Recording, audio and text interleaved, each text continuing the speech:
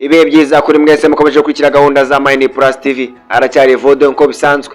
Uyu munsi twabateguriye ubuzima n'amateka ku nyamaswa z'inzovu. Ni inyamaswa zabaye kuva kera mu binyejana bya kera. Ni inyamaswa nini cyane kandi zifite ubwonko bwibuka kurusha izindi nyamaswa zose. Ni inyamaswa zikuze kuba mu miryango igiye itandukanye, ariko akaba ari imiryango ikundana. Hashingiwe ku bisekuruza bya kera, bigenda bigaragara ko inyamaswa z'inzovu zari zinyangiye ku migabane yose y'isi uretse imigabane ya Australia ndetse na Atlantic. Ibyo bikumvikanisha ko inyamaswa z'inzovu zahoze ari nyinshi cyane ku isi, ariko muri iki gihe zikaba zisigaye ku migabane ibiri gusa, ariyo umugabane wa Afurika ndetse n'umugabane wa Aziya. Izi nyamaswa z'inzovu zikaba zikunze kwibera mu bishangano hari ibyatsi birebire, mu mashyamba, mu butayu ndetse no mu misozi miremire. Ku nzovu ziba muri Afurika, inyamaswa z'ingabo zikunda kugenda zonyine, naho inzovu z'ingore zikunda kugenda mu matsinda aho hagize akana kavuka.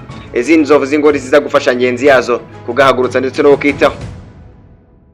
Kimwe mu bintu biranga izi nyamaswa z'inzovu no kugira amahembe maremare yigonza areba hejuru.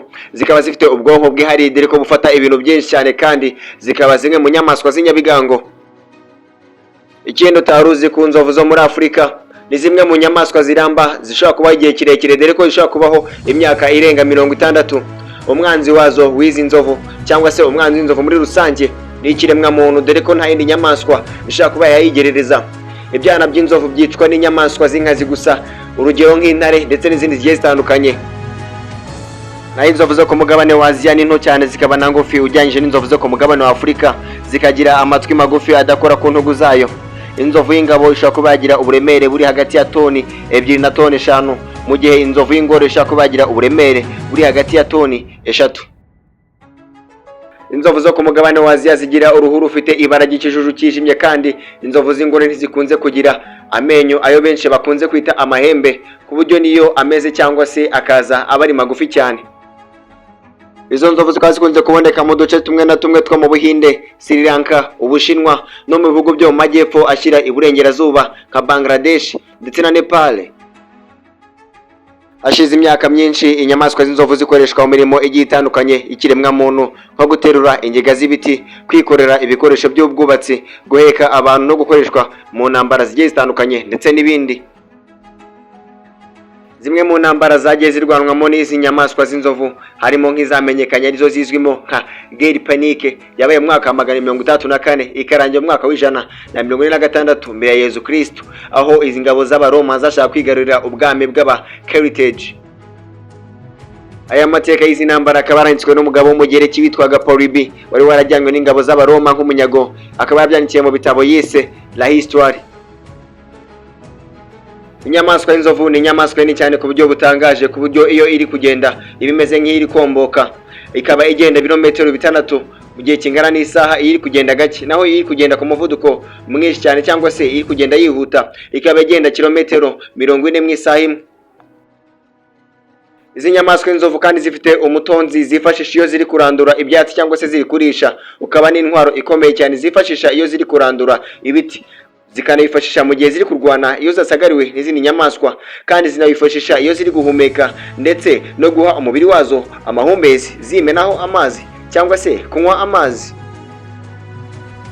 Amatwi y'inzovu n'urugingo ruzifitiye akamaro gakomeye cyane, dore ko zifashisha ziri kwihoza cyangwa se ziri kugabanya ubushyuhe ku mubiri wazo.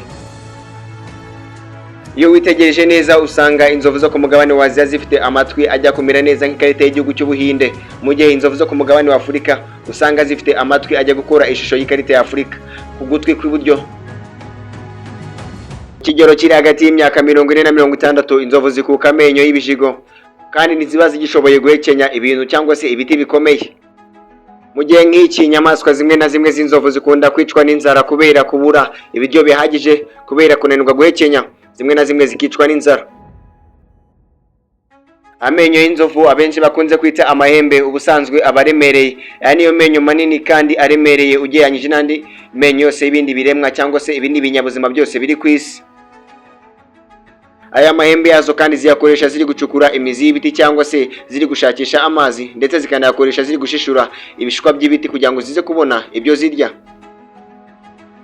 Inzovu zo muri Afurika zikoresha amahembe yazo mu gihe ziri kurinda ibyana byazo kugira ngo biticwa n'intare ndetse n'izindi nyamaswa z'inkazi zigiye zitandukanye. Akandi mwamenya ko inyamaswa y'inzovu muri rusange nuko amaso yazo ari mato cyane ugereranyije n'ubunini bw'umutwe wazo, kandi akaba atabona neza. Iyo izunguje umutwe wayo ntibasha kureba hirya no hino cyangwa se kureba neza, kubera umutwe wayo uba ufite ahantu ugomba kugarukira. Ibyo bigatuma inzovu ihindukiza umubyimba wayo wose. Nje nari Evode, icyo nakwisabiraga ni ukora subscribe, ugasharinga, ugakomentinga, tukomeza tukibanira mu bindi byegeranyo bizakurikira. Ibi twabiteguye twifashishije ikinyamakuru gikora kuri murandazi cyitwa Umurengezi. Imana ikomeze ibarinde. Ciao ciao.